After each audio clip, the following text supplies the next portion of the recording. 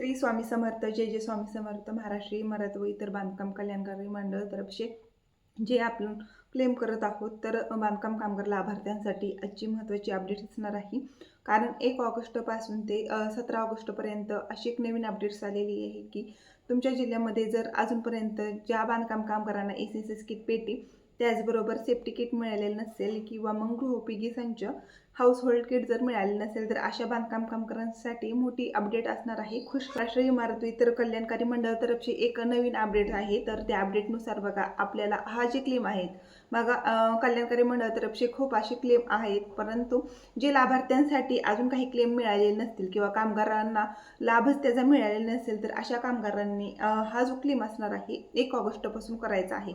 1 ऑगस्टपासून 17 ऑगस्टपर्यंत या बांधकाम कामगारांना हे काही सांगितलेले क्लेम असतील तर याचे क्लेम जे आहेत तर याची अपॉइंटमेंट तुम्हाला बुक करता येणार आहे। तर अपॉइंटमेंट कशी बुक करायची आहे आणि ही क्लेम कोणकोणते असणार आहेत हे जाणून घेण्यासाठी चॅनलवर नवीन असा चॅनल तुम्ही अगोदर सबस्क्राईब करा, कारण जेणेकरून जी काही नवीन योजना आहे ती तुमच्यापर्यंत सर्वात अगोदर पोहोचली जाईल आणि तुम्ही एक पण योजना मिस करणार नाही। तर जे काही बांधकाम कामगार असणार आहे तर अशा लाभार्थ्यांसाठी एक मोठी गुड न्यूज असणार आहे। बघा स्मार्ट कार्ड जे लाभार्थ्यांसाठी जर मिळालेलं नसेल तर हे स्मार्ट कार्ड असणार आहे, कामगार स्मार्ट कार्ड। तर हे घरच्या घरी कसं ऑनलाईन काढायचं आहे, त्याचबरोबर आपल्याला बाहेर कुठे ऑफिसमध्ये जायची सुद्धा गरज नाही। तर आपल्याला कुठे बाहेर ऑफिसमध्ये सुद्धा जायची गरज नाही, कारण हे स्मार्ट कार्ड कशासाठी लागतं आणि ह्यानंतर याचे जे काही फायदे असणार आहेत हे कोणते कोणते असणार आहेत याची बरीच माहिती आपण पुढच्या व्हिडिओमध्ये देणार आहेत। बघा जे काही कामगार असणार आहेत त्यांना अजूनपर्यंत कोणत्याच गोष्टीचा लाभ मिळालेला नसेल किंवा मग वस्तूंचा लाभ मिळालेला नसेल, मग कोणत्या जिल्ह्यामध्ये तुम्ही बिलॉंग करत असाल तर ते मला कॉमेंट करून सांगायचं आहे।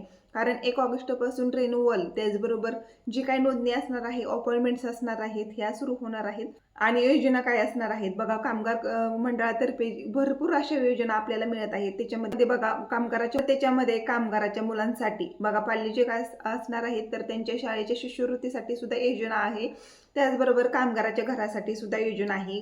जर त्यांना घरकुलासाठी काही पैसे असतात तर ते पैसे सुद्धा डीबीटीच्या द्वारे मिळत असतात। मग एखादा कामगार बघा बिनलग्नाचा असेल किंवा लग्न झालेलं नसेल अशा कामगाराच्या लग्नासाठी सुद्धा 30,000 रुपये अनुदान हे मिळत आहे। त्याचबरोबर कामगाराच्या मुलीच्या प्रेग्नेन्सीसाठी प्रसूतीसाठी सुद्धा 25,000 रुपये अशी काही देणगी जी आहे किंवा पैसे जे आहेत तर ते मिळत असतात। त्याचबरोबर शिष्यवृत्ती म्हटलं तर 15 ते 20,000 पर्यंत किंवा 25,000 पर्यंत शिष्यवृत्ती कामगाराच्या मुलांना मिळत आहे।